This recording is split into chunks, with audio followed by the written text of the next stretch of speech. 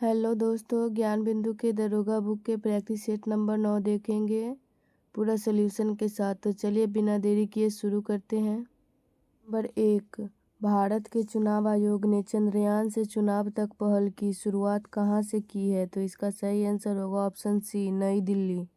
तो चलिए इसका सॉल्यूशन देखते हैं। भारत के चुनाव आयोग ने नई दिल्ली से चंद्रयान से चुनाव तक का अभियान की शुरुआत की है। अन्य महत्वपूर्ण तथ्य: बिहार के डाक सर्किल द्वारा वेद तथा उपनिषदों पर विशेष आवरण जारी किया है। जमशेदपुर में भारत का पहला मैग्नीशियम पायलट प्लांट स्थापित किया जा रहा है। निकोबार के वर्जिन कोकोनट ऑयल को जीआई टैग प्राप्त हुआ है। न्यायमूर्ति मदन बी लोकुर को संयुक्त राष्ट्र आंतरिक न्याय परिषद का अध्यक्ष नियुक्त किया गया है। क्वेश्चन नंबर 2, निम्नलिखित में से कौन सा देश गोल्डन डोम अवधारणा का अनावरण किया है? तो इसका सही आंसर हो जाएगा ऑप्शन सी, अमेरिका। तो चलिए इसका सलूशन देखते हैं। अमेरिका के राष्ट्रपति ने गोल्डन डोम अवधारणा का अनावरण किया है। यह एक अंतरिक्ष आधारित रक्षा परियोजना है। इसमें THAAD Patriot, Aegis plus orbital interceptor और लेजर को एकीकृत किया गया है। अन्य महत्वपूर्ण तथ्य: मिलान में 58वीं एडीबी बैठक में भारत और इटली के वित्त मंत्रियों ने 2025 से 29 संयुक्त कार्य योजना पर चर्चा की। इंडोनेशिया में माउंट लेबोटोवी लाकी ज्वालामुखी 19 मई 2025 को 2 बार फटा। जनरल बुरहान के नेतृत्व में सूडान की सेना ने 2023 के गृह युद्ध के बाद से कामिल अल तैयब को पहला प्रधानमंत्री नियुक्त किया है। क्वेश्चन नंबर 3, शिक्षा मंत्रालय द्वारा केंद्रीय विश्वविद्यालयों के लिए राष्ट्रीय स्तर का कुलपति सम्मेलन का आयोजन किस राज्य में हुआ है? तो इसका सही आंसर होगा ऑप्शन ए, गुजरात। तो चलिए इसका सलूशन देखते हैं। शिक्षा मंत्रालय द्वारा केंद्रीय विश्वविद्यालयों के लिए राष्ट्रीय स्तर का कुलपति सम्मेलन गुजरात में आयोजित किया गया है। अन्य महत्वपूर्ण तथ्य: ऑपरेशन मेडमैक्स के तहत नारकोटिक्स कंट्रोल ब्यूरो ने 4 महाद्वीपों पर सक्रिय ड्रग सिंडिकेट का भंडाफोड़ किया है। इंडिया हाउस लंदन में भारत समुद्री निवेश सम्मेलन का आयोजन किया गया है। पुणे के राष्ट्रीय रक्षा अकादमी परिसर में पेशवा बाजीराव प्रथम का प्रतिमा अनावरण किया गया है। क्वेश्चन नंबर 4, हाल ही में अयोध्या में स्थापित राम मंदिर का निर्माण किस कंपनी द्वारा किया गया? तो इसका सही आंसर होगा option B, Larsen and Toubro. तो चलिए इसका सलूशन देखते हैं।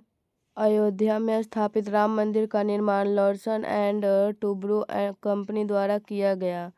वही इस मंदिर के डिजाइन और इंजीनियरिंग का कार्य टाटा कंसल्टिंग इंजीनियर्स ने संभाला। अयोध्या स्थापित राम मंदिर परीक्षोपयोगी तथ्य: मंदिर का शिलान्यास 5 अगस्त 2020। मंदिर प्राण प्रतिष्ठा 22 जनवरी 2024। मंदिर निर्माण में कुल लागत 1800 करोड़। मंदिर की ऊंचाई 161 फीट। इस मंदिर में 5 मंडप, 392 खंभे तथा 3 मंजिलें हैं। मंदिर का डिजाइन वास्तुकार चंद्रकांत सोमपुरा। मंदिर की निर्माण शैली नागर शैली। रामलला के मूर्ति निर्माता अरुण योगीराज। रामलला के मूर्ति की ऊंचाई 51 इंच। क्वेश्चन नंबर 5, दिल्ली के प्रगति मैदान में स्थित विश्व की सबसे बड़ी नटराज प्रतिमा के शिल्पकार निम्नलिखित में से कौन है? तो इसका सही answer option C, Radha Krishnan Satpathy. तो चलिए इसका सॉल्यूशन देखते हैं। दिल्ली के प्रगति मैदान में स्थित नटराज प्रतिमा के शिल्पकार तमिलनाडु के स्वामीमलाई के शिल्पकार राधा कृष्णन सतपथी एवं उनकी टीम है। 18 टन वजन व 27 फुट ऊंचाई वाले अष्टधातु से बनी दुनिया की सबसे बड़ी यह नटराज प्रतिमा भारत मंडपम में के सामने स्थापित की गई है। भारत मंडपम परीक्षोपयोगी अन्य महत्वपूर्ण तथ्य: वास्तुकार संजय सिंह एवं साइमन एनएएफ। निर्माणकर्ता Shapoorji Pallonji and company limited. भगवान बसवेश्वर की अनुभव मंडप की अवधारणा से प्रेरित इसमें अधिकतम 7000 लोगों के बैठक की व्यवस्था। उद्घाटन 26 जुलाई 2023 मोदी द्वारा। क्वेश्चन नंबर 6, हाल ही में निम्नलिखित में कौन सा देश दिल्ली में अपना दूतावास का उद्घाटन किया है? तो इसका सही आंसर होगा ऑप्शन ए होंडुरास। तो चलिए इसका सॉल्यूशन देखते हैं। होंडुरास ने नई दिल्ली में अपने दूतावास का उद्घाटन किया है। इससे दोनों देशों के बीच द्विपक्षीय व्यापार, विकास और तकनीकी संबंधों को बढ़ावा मिलेगा। अन्य महत्वपूर्ण तथ्य, WHO की 78वीं विश्व स्वास्थ्य सभा में सदस्य देशों ने औपचारिक रूप से सर्वसम्मति दुनिया के पहले महामारी समझौता को अपनाया है। जकार्ता में आयोजित एशियाई उत्पादकता संगठन की शासी निकाय के 67वें सत्र के दौरान भारत ने 2025 से 26 के लिए औपचारिक रूप से इसकी अध्यक्षता ग्रहण की है।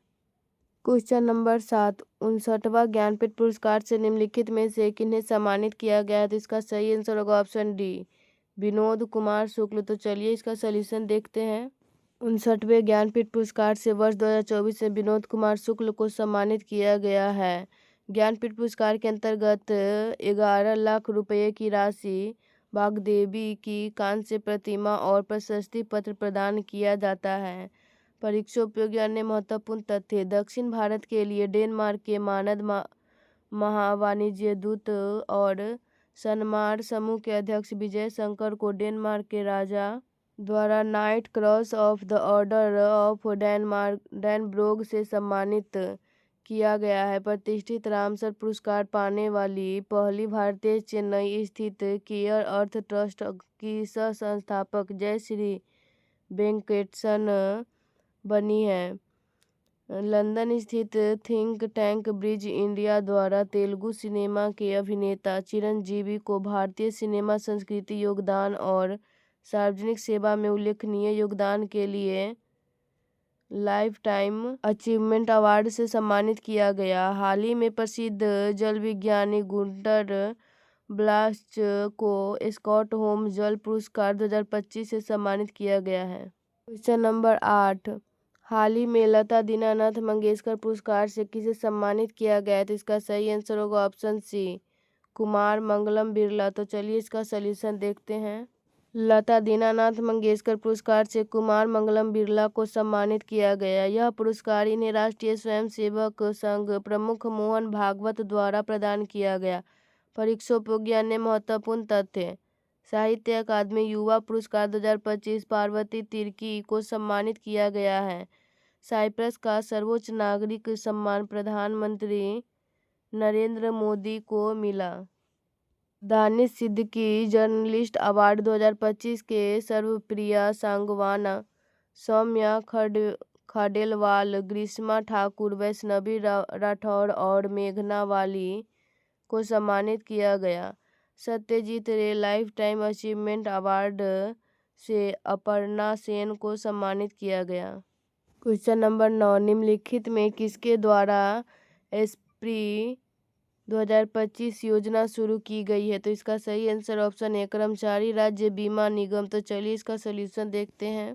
कर्मचारी राज्य बीमा निगम की 196वीं बैठक के दौरान एस्प्री 2025 योजना की मंजूरी दी गई है। इसका उद्देश्य संविदा आधारित अनौपचारिक एवं वंचित को सामाजिक सुरक्षा और स्वास्थ्य लाभों के दायरे में लाना है। यह योजना 1 जुलाई से 31 दिसंबर 2025 तक लागू रहेगी। अनुसंधान और नवाचार पारिस्थितिकी तंत्र को मजबूत करने के लिए 1 लाख करोड़ की निधि से अनुसंधान, विकास और नवाचार योजना शुरू की थी। क्वेश्चन नंबर 10, हाल ही में महिला एवं बाल विकास मंत्रालय द्वारा कार्यस्थल पर यौन उत्पीड़न के रोकथाम, निषेध व निवारण हेतु विकसित किए गए पोर्टल का नाम क्या है? तो इसका सही आंसर होगा ऑप्शन सी बॉक्स पोर्टल। तो चलिए इसका सॉल्यूशन देखते हैं। महिला एवं बाल विकास मंत्रालय ने सी बॉक्स नामक पोर्टल का शुभारंभ किया। सी बॉक्स पोर्टल कार्यस्थल पर यौन उत्पीड़न अधिनियम 2013 के प्रावधानों के अनुसार विकसित किया गया है। परीक्षा उपयोगी कुछ अन्य महत्वपूर्ण पोर्टल 2024 से 25 पोर्टल जारीकर्ता और उद्देश्य, स्वाति पोर्टल अजय कुमार सूद, वैज्ञानिक, विज्ञान प्रौद्योगिकी, गणित, इंजीनियरिंग और चिकित्सा में भारतीय महिलाओं का प्रतिनिधित्व करने वाला पोर्टल, उम्मीद सेंट्रल पोर्टल, किरण रिजिजू केंद्रीय मंत्री, वक्फ संपत्तियों को वास्तविक समय में अपलोड, सत्यापित और मॉनिटर करना, सी केयर्स वर्जन 2.0 पोर्टल। जी किशन रेड्डी, कोयला एवं खनन मंत्री। यह कोयला श्रमिकों के लिए भविष्य निधि और पेंशन सेवाओं को सरल बनाएगा। अमृत ज्ञान कोश पोर्टल। केंद्रीय मंत्री जितेंद्र सिंह, देश में लोक प्रशासन प्रशिक्षण को मजबूत करने हेतु।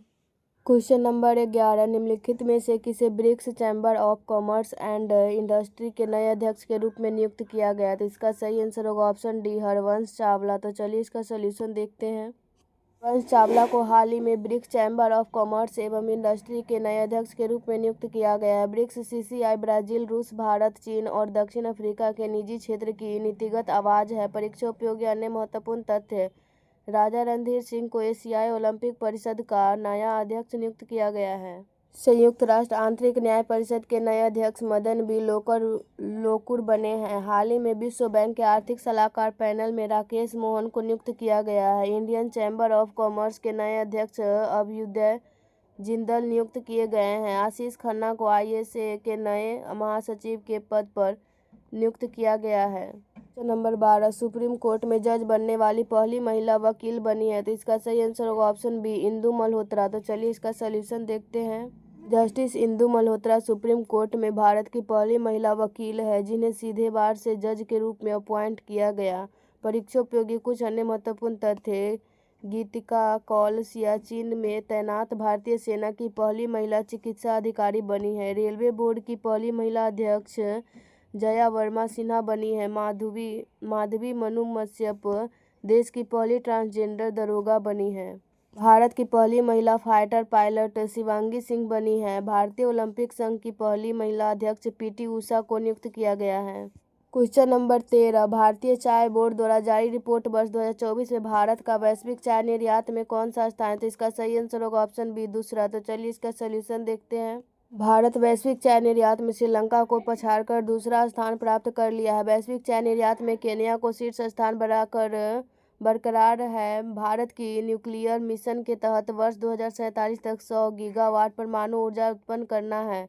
भारत 31 मार्च 2026 तक नक्सलवाद को पूरी तरह से समाप्त करने के लिए प्रतिबद्ध है। छत्तीसगढ़ हस्तलिखित बजट प्रस्तुत करने वाला देश का पहला राज्य बन गया है। क्वेश्चन नंबर 14, निम्नलिखित में से किस आईआईटी द्वारा एशिया के सबसे बड़े उथले तरंग बेसिन का उद्घाटन किया गया है? तो इसका सही आंसर होगा ऑप्शन डी, आईआईटी मद्रास। तो चलिए इसका सोल्यूशन देखते हैं। आईआईटी मद्रास ने चेन्नई के थायूर में एशिया के सबसे बड़े उथले तरंग बेसिन का उद्घाटन किया। अन्य महत्वपूर्ण तथ्य। आईआईटी मद्रास में अनुसंधान और उद्योग की जरूरतों को पूरा करने के लिए एशिया के सबसे बड़े shallow wave basin research facility का अनावरण किया है। चीन ने पाकिस्तान के पहले स्वदेशी इलेक्ट्रा ऑप्टिकल उपग्रह का सफलतापूर्वक प्रक्षेपण किया है। क्वेश्चन नंबर 15, हाल ही में घोषित भारत का 58वां माधव टाइगर रिजर्व किस राज्य में स्थित है? तो इसका सही आंसर होगा ऑप्शन सी, मध्य प्रदेश। तो चलिए इसका सोल्यूशन देखते हैं। वर्ष 2025 में अधिसूचित भारत का 58वां माधव टाइगर रिजर्व मध्य प्रदेश राज्य में स्थित है। माधव टाइगर रिजर्व मध्य प्रदेश का 9वां बाघ अभयारण्य बन गया है। इसे वर्ष 1959 में राष्ट्रीय उद्यान घोषित किया गया था। वर्ष 2024 से 25 में घोषित होने वाले टाइगर रिजर्व राज्य अधिसूचित तिथि। रातापानी वन्यजीव अभयारण्य 57वां, मध्य प्रदेश, दिसंबर 2024। गुरु घासीदास तमोर पिंगला टाइगर रिजर्व 56वां, छत्तीसगढ़, 2024। क्वेश्चन नंबर 16, निम्नलिखित में से किस राज्य सरकार द्वारा भारत का पहला एआई विश्वविद्यालय की नींव रखा गया है? तो इसका सही आंसर होगा ऑप्शन सी, महाराष्ट्र। तो चलिए इसका सोल्यूशन देखते हैं। महाराष्ट्र राज्य सरकार द्वारा भारत का पहला एआई विश्वविद्यालय की आधारशिला रखी गई है। देश का पहला एआई स्कूल केरल राज्य सरकार द्वारा लॉन्च किया गया है। असम राज्य की पहली एआई न्यूज एंकर अंकिता है। देश का पहला एआई आधारित आंगनबाड़ी की शुरुआत गाजियाबाद में किया गया है।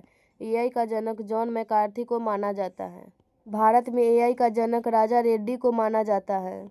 क्वेश्चन नंबर 17, निम्नलिखित में से किस राज्य सरकार ने 2025 से 35 की जल विद्युत परियोजनाओं का दशक घोषित किया है? तो इसका सही आंसर होगा ऑप्शन बी, अरुणाचल प्रदेश। तो चलिए इसका सोल्यूशन देखते हैं। अरुणाचल प्रदेश राज्य सरकार ने 2025 से 35 को जल विद्युत परियोजनाओं का दशक घोषित किया है। इसका उद्देश्य राज्य के अनुमानित 58,000 मेगावाट जल विद्युत क्षमता का उपयोग करना है। अन्य महत्वपूर्ण तथ्य। आंध्र प्रदेश राज्य सरकार ने स्वर्ण आंध्र 2047 विजन का अनावरण किया है।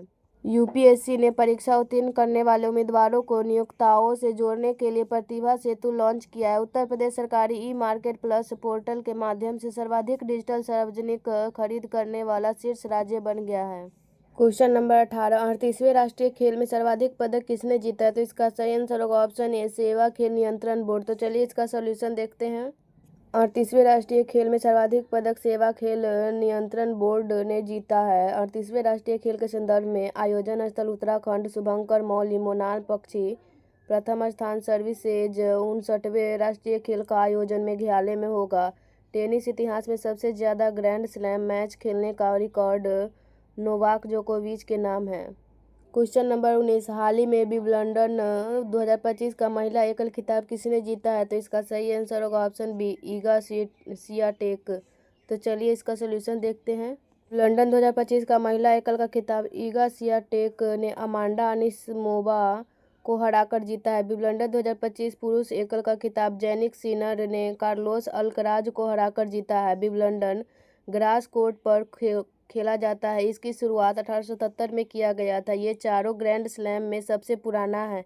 भाषा संबंधी बाधाओं को दूर करने के लिए स्वार प्लेटफॉर्म गुजरात सरकार द्वारा जारी किया गया है। क्वेश्चन नंबर 20, हाल ही में फेमिना मिस इंडिया बिहार 2024 का खिताब निम्नलिखित में से किसने जीता है? तो इसका सही आंसर होगा ऑप्शन ए, अदिति झा। तो चलिए इसका सोल्यूशन देखते हैं।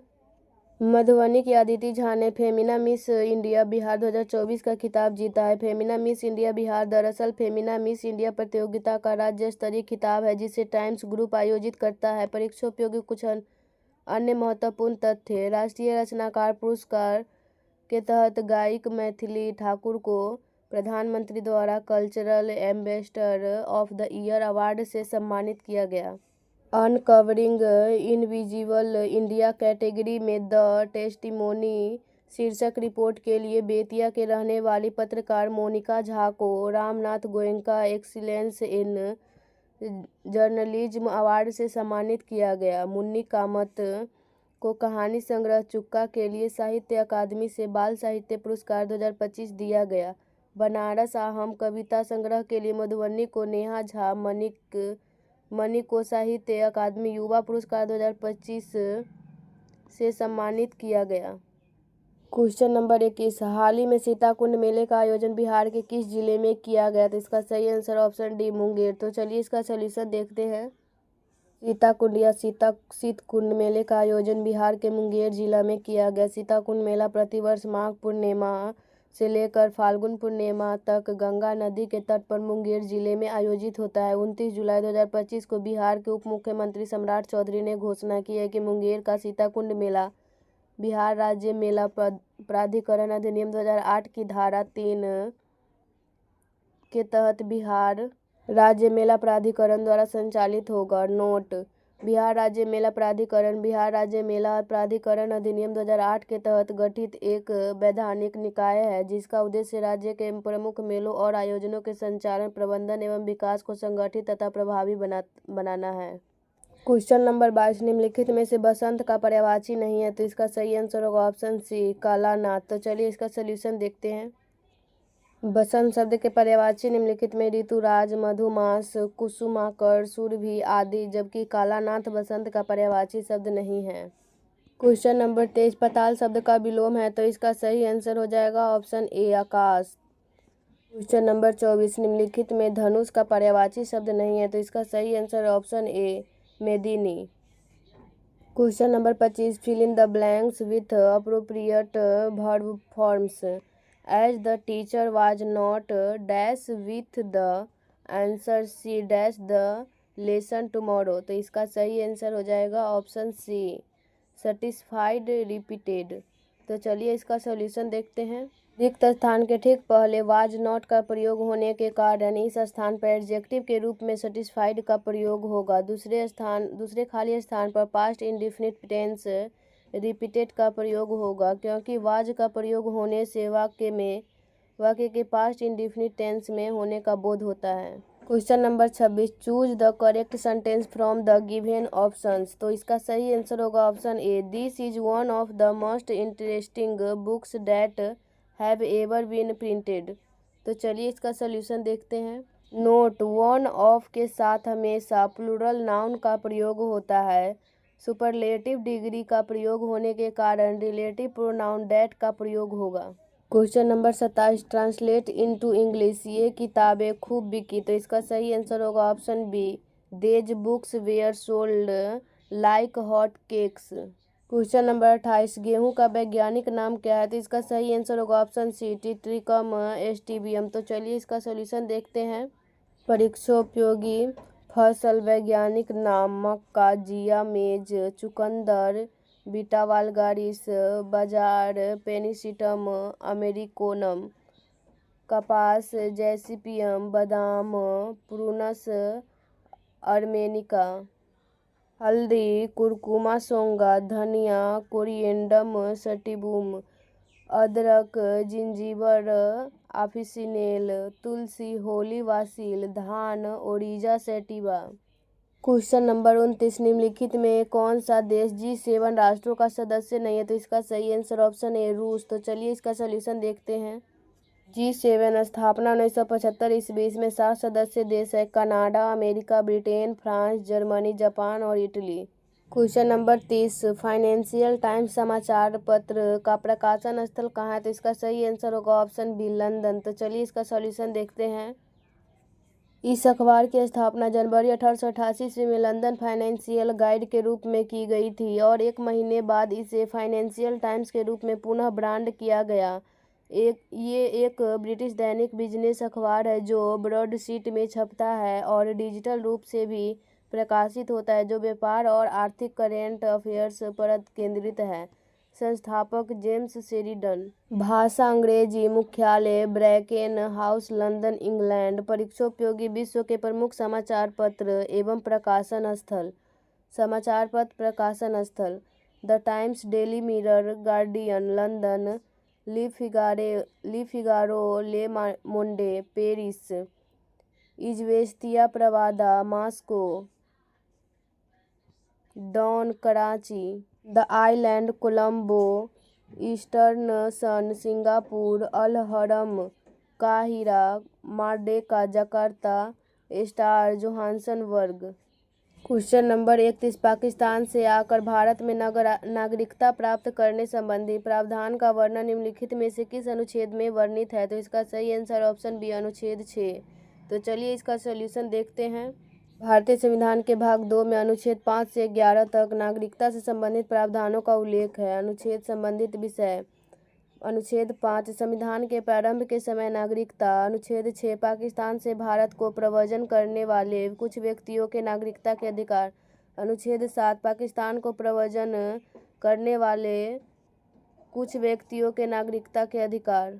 अनुच्छेद 8, भारत के बाहर रहने वाले भारतीय मूल के कुछ व्यक्तियों के नागरिकता के अधिकार।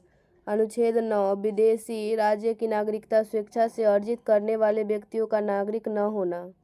क्वेश्चन नंबर 32, संविधान के प्रावधानों के अनुसार निम्नलिखित में से किसको समाप्त किया जा सकता है, तो इसका सही आंसर होगा ऑप्शन डी, विधान परिषद। तो चलिए इसका सॉल्यूशन देखते हैं।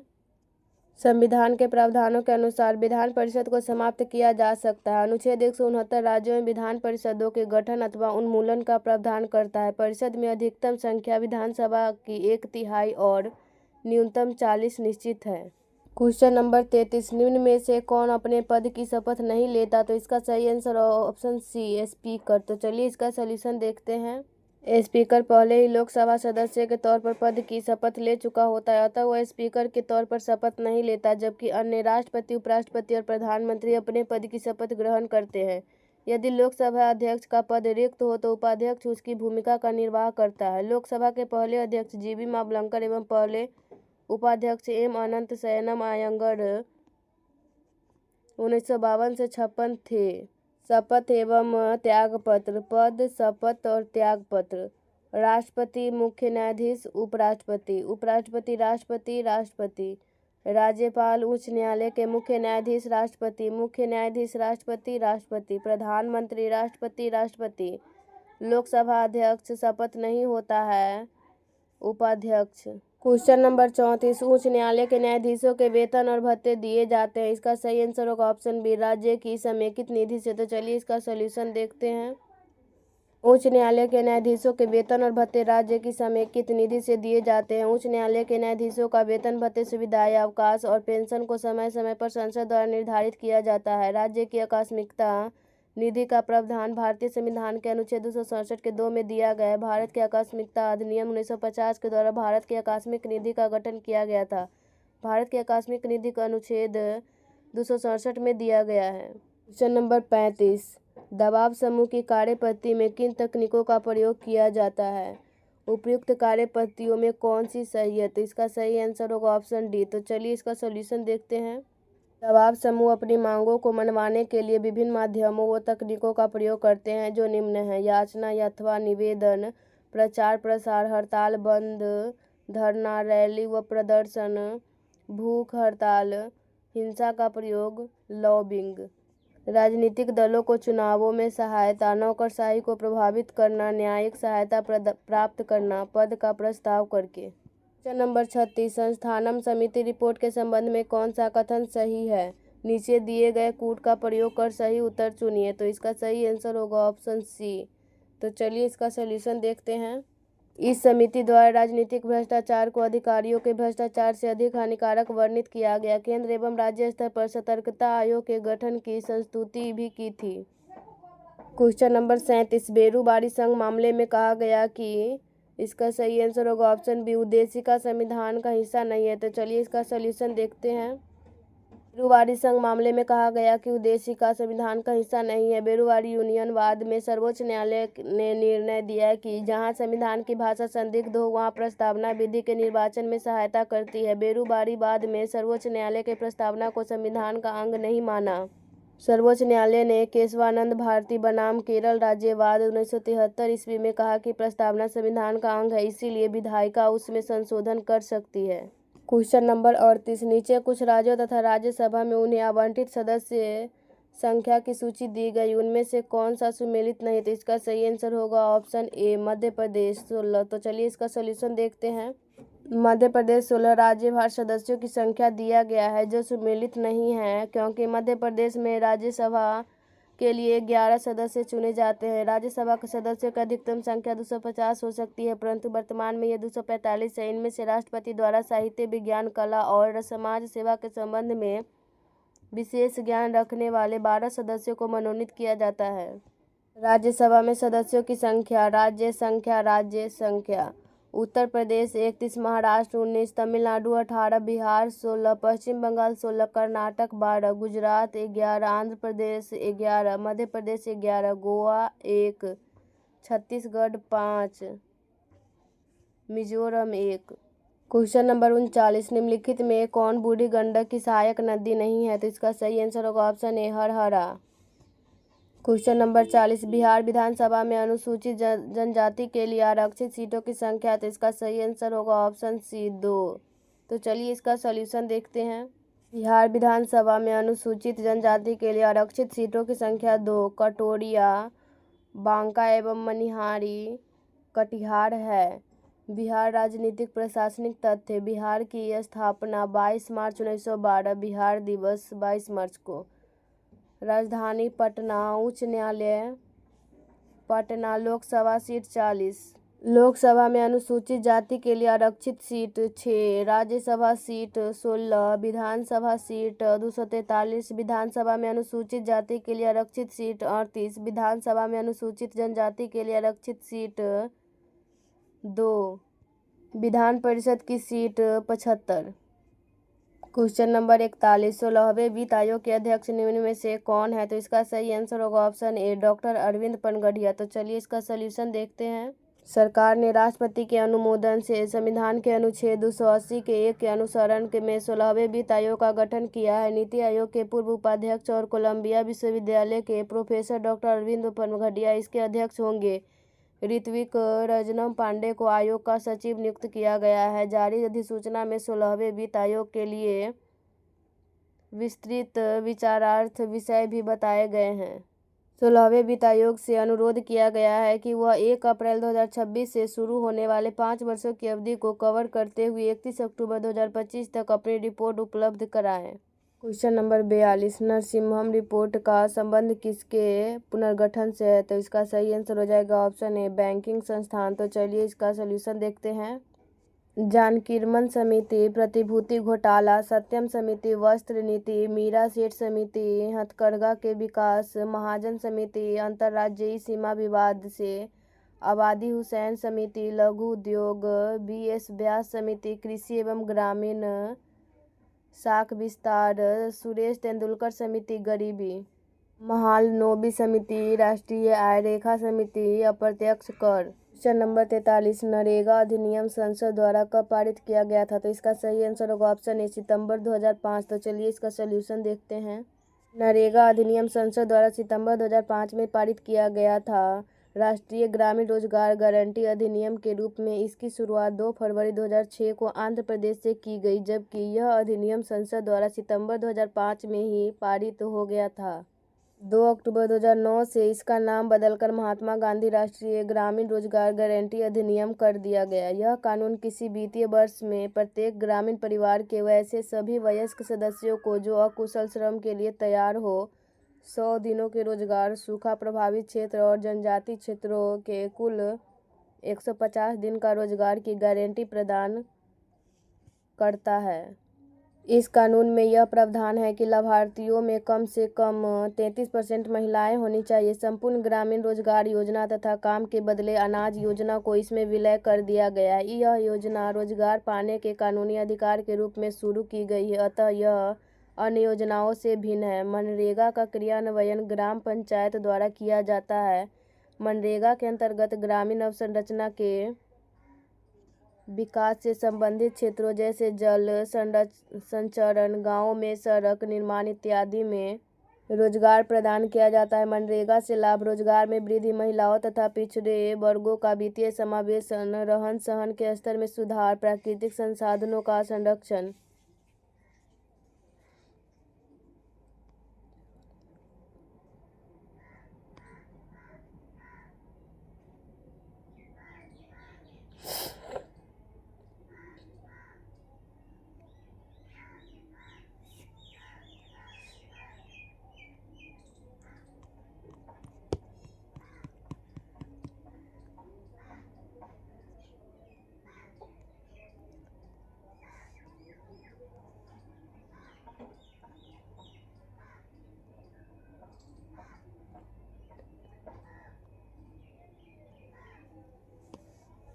क्वेश्चन नंबर 44, भारत में मुद्रा आपूर्ति माप के संदर्भ में निम्नलिखित कथनों पर विचार कीजिए। उपयुक्त कथनों में से कौन सा सही है? तो इसका सही आंसर होगा ऑप्शन बी, केवल 2। तो चलिए इसका सॉल्यूशन देखते हैं। M0 बराबर आम लोगों के पास उपस्थित करेंसी नोट एवं सिक्के प्लस RBI के पास बैंकों का जमा राशियाँ प्लस अन्य जमा राशियाँ। M1 बराबर M0 प्लस बैंकों के पास उपस्थित मांग जमा। M2 बराबर M1 प्लस पोस्ट ऑफिस के बचत खाते में उपस्थित जमा राशि। M3 M1 प्लस बैंकों के पास उपस्थित सावधि जमा राशि। M4 बराबर M3 प्लस पोस्ट ऑफिस में जमा हर एक किस्म की जमा राशि। M0 को रिजर्व मनी भी कहते हैं, इसे हाई पावर मनी भी कहते हैं। जब M0 से M4 की ओर बढ़ते हैं तब तरलता घटती जाती है। M0 सबसे अधिक तरल जबकि M4 सबसे कम तरल होता है। जब M0 से M4 की ओर बढ़ते हैं तब धनराशि भी बढ़ती है, अतः M0 और M1 नैरो मनी कहलाती है, जबकि M3 एवं M4 ब्रॉड मनी कहलाते हैं। क्वेश्चन नंबर 45, निम्नलिखित में से कौन सा कारक बहुराष्ट्रीय कंपनियां के उत्पादन केंद्रों के स्थान को निर्धारित करता है? नीचे दिए गए विकल्पों का प्रयोग करके सही उत्तर चुनिए। तो इसका आंसर होगा ऑप्शन डी। तो चलिए इसका सॉल्यूशन देखते हैं। सामान्यतः बहुराष्ट्रीय कंपनियां उसी स्थान पर उत्पादन इकाई स्थापित करती है जो बाजार के नज़दीक हो, जहां कम लागत पर कुशल और अकुशल श्रम उपलब्ध हो और जहां उत्पादन के अन्य कारकों की उपलब्धता सुनिश्चित हो। साथ ही बहुराष्ट्रीय कंपनियां सरकारी नीतियों पर भी नज़र रखती है जो उनके हितों का देखभाल करती है। इन परिस्थितियों को सुनिश्चित करने के बाद ही बहुराष्ट्रीय कंपनियां उत्पादन के लिए कार्यालयों और कारखानों की स्थापना करती है। परिसंपत्तियों जैसे भूमि, भवन, मशीन और अन्य उपकरणों की खरीद में व्यय की गई मुद्रा को निवेश कहते हैं। बहुराष्ट्रीय कंपनियों द्वारा किए गए निवेश को विदेशी निवेश कहते हैं। वैश्वीकरण ने कुछ बड़ी भारतीय कंपनियों को बहुराष्ट्रीय कंपनियों के रूप में उभरने के योग्य बनाया है, जैसे Tata Motors, Infosys, Ranbaxy, Asian paints, Sundaram fasteners. कुछ ऐसी भारतीय कंपनियां हैं जो विश्व स्तर पर अपने क्रियाकलापों का प्रसार कर रही है। क्वेश्चन नंबर 46, कोर स्फीति की अवधारणा निम्न में से किसने दी थी? तो इसका सही आंसर हो जाएगा ऑप्शन डी, एक्सटेन। तो चलिए इसका सोल्यूशन देखते हैं। कोर स्फीति, इसकी अवधारणा 1981 में एक्सटेन ने दी थी। इसके अनुसार मुद्रास्फीति के मापन के दो भाग होते हैं, अस्थायी मुद्रास्फीति और अस्थायी मुद्रास्फीति। जब जनसंख्या में वृद्धि, औद्योगिकरण, नगरीकरण आदि अस्थायी कारणों के फलस्वरूप मांग बढ़ने से मुद्रास्फीति फैलती या बढ़ती है तो उसे अस्थायी मुद्रास्फीति कहते हैं। इसके विपरीत जब मानसून का निष्पादन अच्छा न होने और प्राकृतिक आपदा आने जैसे अस्थायी कारणों से उत्पादन में कमी के कारण मुद्रास्फीति फैलती है तो उसे अस्थायी मुद्रास्फीति कहते हैं। रिजर्व बैंक और गैर खाद्य विनिर्मित वस्तुओं से संबंधित स्फीति को कोर स्फीति के रूप में लेता है। कोर स्फीति में खाद्य एवं ईंधन की कीमतों में होने वाले उतार चढ़ाव को सम्मिलित नहीं किया जाता। क्वेश्चन नंबर 47, केपलर का द्वितीय नियम क्षेत्रीय वेग अचर रहता है, निम्न में से किस संरक्षण नियम के तुल्य है? तो इसका सही आंसर होगा ऑप्शन सी, कोणीय संवेग। तो चलिए इसका सॉल्यूशन देखते हैं। केपलर का द्वितीय नियम के अनुसार प्रत्येक ग्रह का क्षेत्रीय वेग अचर या नियत रहता है, जो कि कोणीय संवेग के सिद्धांत पर कार्य करता है। किसी अक्ष के परितः घूर्णन करने वाली वस्तु पर यदि कोई बाह्य बल आघूर्ण कार्य नहीं करे तो वस्तु का कोणीय संवेग समय के सापेक्ष नियत रहता है। इसे कोणीय संवेग के संरक्षण का सिद्धांत कहते हैं। ग्रहों की गति से संबंधित केपलर ने 3 नियम दिए हैं। प्रत्येक ग्रह सूर्य के चारों ओर दीर्घवृत्ताकार कक्षा में परिक्रमा करता है तथा सूर्य ग्रह के एक फोकस बिंदु पर स्थित होता है। दूसरा, प्रत्येक ग्रह का क्षेत्रीय वेग नियत रहता है, अर्थात जब सूर्य निकट होता है तो उसका वेग बढ़ जाता है और जब वह दूर होता है तो उसका वेग कम हो जाता है। तीसरा, परिक्रमण काल का वर्ग ग्रह की सूर्य से औसत दूरी के घन के अनुक्रमानुपाती होता है, अर्थात सूर्य से अधिक दूर के ग्रहों का परिक्रमण काल भी अधिक होता है। क्वेश्चन नंबर 48, डायनेमो वह यंत्र है जो निम्न को परिवर्तित करता है। तो इसका सही आंसर होगा ऑप्शन बी, यांत्रिक ऊर्जा को विद्युत ऊर्जा में। तो चलिए इसका सॉल्यूशन देखते हैं।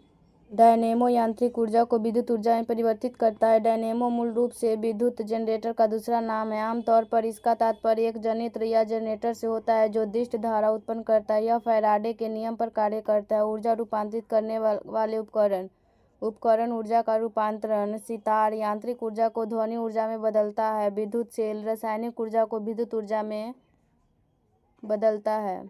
सोलर सेल सौर ऊर्जा को विद्युत ऊर्जा में बदलता है। माइक्रोफोन ध्वनि ऊर्जा को विद्युत ऊर्जा में बदलता है। मोमबत्ती रासायनिक ऊर्जा को प्रकाश एवं ऊष्मा ऊर्जा में बदलता है। विद्युत मोटर विद्युत ऊर्जा को यांत्रिक ऊर्जा में बदलता है। विद्युत बल्ब विद्युत ऊर्जा को प्रकाश एवं ऊष्मा ऊर्जा में बदलता है। नंबर 49, फ्लेमिंग के दाएं हाथ के नियम का प्रयोग किसकी दिशा का पता लगाने के लिए किया जाता है? तो इसका सही आंसर हो जाएगा ऑप्शन सी, प्रेरित धारा। तो चलिए इसका सॉल्यूशन देखते हैं। फ्लेमिंग के दाएं हाथ के नियम का प्रयोग प्रेरित धारा की दिशा का पता लगाने में होता है। फ्लेमिंग के दाहिने हाथ का नियम, यदि किसी चालक को चुंबकीय क्षेत्र में इस प्रकार गतिशील किया जाए कि वह चुंबकीय बाल रेखाओं को काटता हो तो इसमें विद्युत धारा प्रेरित होती है। प्रेरित धारा की दिशा ज्ञात करने के लिए फ्लेमिंग के दाहिने हाथ का नियम प्रयुक्त किया जाता है। इस नियम के अनुसार यदि दाहिने हाथ का अंगूठा, तर्जनी तथा मध्यमा परस्पर लंबवत फैलाए जाए और यदि अंगूठा चालक की गति की दिशा को तथा तर्जनी चुंबकीय क्षेत्र की दिशा को प्रदर्शित करे तो मध्यमा प्रेरित धारा या विद्युत वाहक बल की दिशा को प्रदर्शित करेगी। इस नियम से स्पष्ट हो जाता है कि दो विजातीय ध्रुवों के बीच एक चालक अंगूठे की दिशा में अर्थात क्षेत्र के लंबवत गति करता है और चुंबकीय क्षेत्र तर्जनी के अनुदिश हो तो चालक में प्रेरित विद्युत वाहक बल तथा धारा की दिशा मध्यमा के अनुदिश होगी। डायनेमो में प्रेरित धारा की दिशा इसी नियम से ज्ञात की जाती है। क्वेश्चन नंबर 50, किसी अर्धचालक का ताप बढ़ाने पर उसकी प्रतिरोधकता, तो इसका सही आंसर होगा ऑप्शन बी, घटती है। तो चलिए इसका सलूशन देखते हैं। ऐसे पदार्थ जिसकी विद्युत चालकता सुचालक तथा कुचालक के बीच में हो उसे अर्धचालक कहा जाता है। जर्मेनियम एवं सिलिकॉन मुख्य अर्धचालक पदार्थ है। अर्धचालक की प्रतिरोधकता चालकता धातुओं तथा प्रतिरोधी पदार्थों के बीच की होती है। तापमान में वृद्धि के साथ अर्धचालक कुचालक और विद्युत अपघट्य का प्रतिरोध कम हो जाता है। तापमान बढ़ने से धातु के तार का प्रतिरोध बढ़ जाता है। क्वेश्चन नंबर 51, न्यूटन के गति के नियम लागू होते जब पदार्थ की प्रकृति होती है। तो इसका सही आंसर होगा ऑप्शन ए, कण प्रकृति। तो चलिए इसका सॉल्यूशन देखते हैं।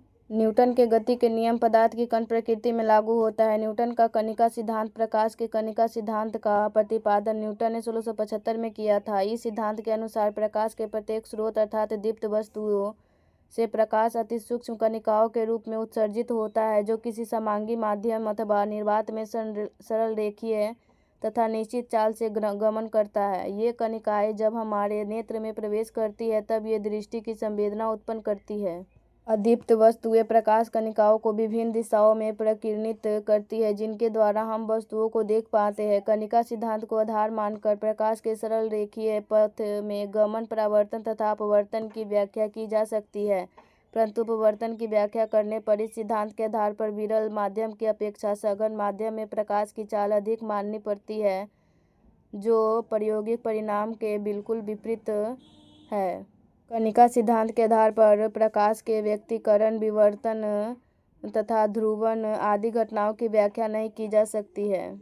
सन 1937 में दकार्ते ने प्रकाश के कणिका मॉडल प्रस्तुत किया तथा स्नेल के नियम को व्युत्पन्न किया। सन 1678 में डच भौतिकीविद क्रिस्टियान हाइगेंस ने प्रकाश के तरंग सिद्धांत को प्रस्तुत किया। जब टॉमस यंग ने सन 1801 में अपना व्यतिकरण संबंधी प्रसिद्ध प्रयोग किया, तब यह निश्चित रूप से प्रमाणित हो गया कि वास्तव में प्रकाश की प्रकृति तरंगवत है।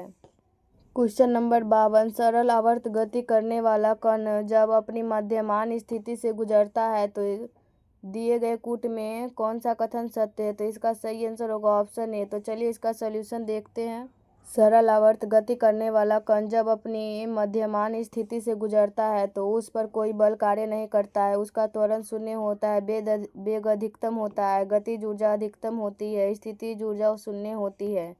सरल आवर्त गति, यदि कोई कण किसी निश्चित बिंदु की साम्य के इधर उधर एक सरल रेखा में इस प्रकार गतिशील हो कि इस पर कार्यकारी प्रत्यानयन बल अथवा इसका त्वरण गति पथ की प्रत्येक स्थिति में इस निश्चित बिंदु की ओर दिष्ट हो और उस बिंदु से कण की दूरी अर्थात विस्थापन के समानुपाती हो, तो कण की गति को सरल आवर्त गति कहा जाता है। सरल आवर्त की विशेषता है, यह गति सरल रैखिक होती है। यह गति माध्य स्थित के दोनों ओर निष्पन्न होती है। गति के त्वरण की दिशा निश्चित बिंदु अर्थात माध्य स्थित की ओर दिष्ट रहती है।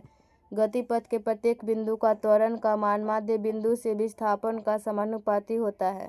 क्वेश्चन नंबर 53, 1 ग्राम परमाणु में उपस्थित परमाणुओं की संख्या क्या कहलाता है। तो इसका सही आंसर होगा ऑप्शन सी, एवोगाद्रो संख्या। तो चलिए इसका सॉल्यूशन देखते हैं। एक मोल को पदार्थ की उस मात्रा के रूप में परिभाषित किया जाता है जिसमें उतने ही मूल परमाणु, अणु, आयन, इलेक्ट्रॉन आदि होते हैं जितने 0.012 किलोग्राम कार्बन 12 में परमाणु होते हैं। किसी पदार्थ के एक मोल में प्राथमिक तत्वों की संख्या को एवोगाद्रो संख्या या एवोगाद्रो स्थिरांक के रूप में जाना जाता है। एवोगाद्रो संख्या का मान लगभग 6.023 × 10⁻23 प्रति मोल होता है तथा एवोगाद्रो संख्या का मान भौतिकी विज्ञानी अमेडियो एवोगाद्रो के नाम पर रखा गया है। उन्होंने पाया था कि समान तापमान और दाब पर समान आयतन वाली दो गैसों में अणुओं की संख्या समान होती है। क्वेश्चन नंबर 54, बर्तन बनाने में प्रयुक्त जर्मन सिल्वर एक मिश्र धातु है। तो इसका सही आंसर होगा option C, copper, zinc, nickel का। तो चलिए इसका सॉल्यूशन देखते हैं। बर्तन बनाने में प्रयुक्त जर्मन सिल्वर कॉपर, जिंक और निकेल का एक मिश्र धातु है। जर्मन सिल्वर में कॉपर 60%, जिंक 20% तथा निकेल 20% की मात्रा में उपस्थित होता है। जर्मन सिल्वर की कठोरता, संक्षारण प्रतिरोध और चांदी जैसी बनावट के कारण इसे बर्तनों और सजावटी वस्तुओं सहित विभिन्न अनुप्रयोगों के लिए उपयुक्त माना जाता है। जर्मन सिल्वर का चांदी जैसा सफेद रंग तांबे के साथ निकेल जस्ता के संयोजन के कारण होता है। इसका उपयोग डोमेन बी कॉम के अनुसार विभिन्न अनुप्रयोगों में किया जाता है, जिनमें आभूषण, कटाभारी, संगीत, वाद्य यंत्र और विद्युत घटक शामिल है। जर्मन सिल्वर मजबूत और संक्षारण प्रतिरोधी होता है तथा इसकी विद्युत प्रतिरोधकता उच्च होती है। क्वेश्चन नंबर 55, उत्कृष्ट धातु को घोलने के लिए निम्नलिखित में से किसका प्रयोग किया जाता है? तो इसका सही आंसर होगा ऑप्शन सी। तो चलिए इसका सॉल्यूशन देखते हैं। उत्कृष्ट धातु को घोलने के लिए सोना और प्लैटिनम अधिकांश व्यक्तिगत अम्लों द्वारा संक्षारण और रासायनिक प्रतिक्रिया के प्रति अपने उच्च प्रतिरोध के लिए जानी जाती है। एक्वा रेजिया, जिसका लैटिन अर्थ शाही जल है, सांद्र नाइट्रिक अम्ल और सांद्र हाइड्रोक्लोरिक अम्ल का अत्यधिक संक्षारक मिश्रण है। एक्वा रेजिया का विशिष्ट संरचना आमतौर पर सांद्र नाइट्रिक अम्ल से सांद्र हाइड्रोक्लोरिक अम्ल का 1:3 मोलर अनुपात होता है। नाइट्रिक अम्ल एक प्रबल ऑक्सीकारक के रूप में कार्य करता है, जो उत्कृष्ट धातु की थोड़ी मात्रा को उसके आयनिक रूप में परिवर्तित करता है। हाइड्रोक्लोरिक अम्ल क्लोराइड आयनों की उच्च सांद्रता प्रदान करता है, जो धातु की थोड़ी मात्रा को उसके आयनिक रूप में परिवर्तित करता है। हाइड्रोक्लोरिक अम्ल क्लोराइड आयनों की उच्च सांद्रता प्रदान करता है, जो धातु के आयनों के साथ प्रतिक्रिया करके स्थिर घुलनशील जटिल आयन टेट्राक्लोरेट बनाते हैं। क्वेश्चन नंबर 56, अंडा मृदु जल में डूब जाती है किंतु नमक के सांद्र जल में तैरता है, क्योंकि? इसका सही आंसर ऑप्शन सी, नमक के घोल का घनत्व अंडे के घनत्व से अधिक हो जाता है। तो चलिए इसका सॉल्यूशन देखते हैं। अंडा मृदु जल में डूब जाता है किंतु नमक के सांद्र घोल में तैरता है, क्योंकि नमक को घोल का घनत्व अंडे के घनत्व से अधिक हो जाता है। घनत्व यह मापता है कि किसी पदार्थ के दिए गए आयतन में कितना द्रव्यमान निहित है। सरल शब्दों में यह हमें बताता है कि कोई वस्तु अपने आकार के अनुपात में कितनी भारी है। ताजे पानी में अंडा। एक ताज़ा अंडा शुद्ध पानी की तुलना में थोड़ा अधिक साधन होता है, चूँकि अंडे का घनत्व ताजे पानी के घनत्व से अधिक होता है। इसीलिए अंडा अपने वजन से कम पानी विस्थापित करता है, जिससे वह डूब जाता है। नमक के पानी में अंडा। जब पानी में नमक घोलते हैं तो पानी के उसी आयतन में अधिक द्रव्यमान जोड़ रहे होते हैं। इससे नमक के घोल का कुल घनत्व काफ़ी बढ़ जाता है। यदि पर्याप्त नमक मिलाया जाए तो नमक के घोल का घनत्व अंडे के घनत्व से अधिक हो सकता है। क्वेश्चन नंबर 57, घात्विक लक्षण या गुण का सही आरोही क्रम बताएं। तो इसका सही आंसर होगा ऑप्शन बी। तो चलिए इसका सॉल्यूशन देखते हैं।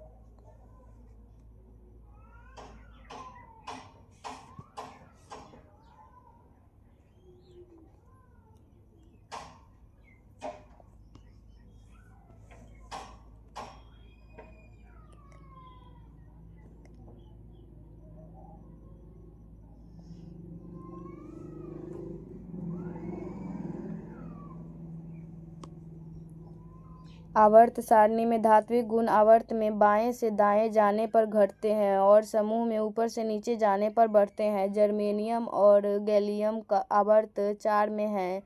जर्मेनियम का समूह 14 है, गैलियम का समूह 13 है। आवर्त के धात्विक गुण कम हो जाता है, इसीलिए जर्मेनियम छोटा हो जाता है, गैलियम का सही है। स्कैंडियम और कैल्शियम आवर्त के 4 में स्थित है। स्कैंडियम का समूह 3 है, कैल्शियम का समूह 2 है। आवर्त में धात्विक गुण कम हो जाने की वजह से स्कैंडियम छोटा कैल्शियम से।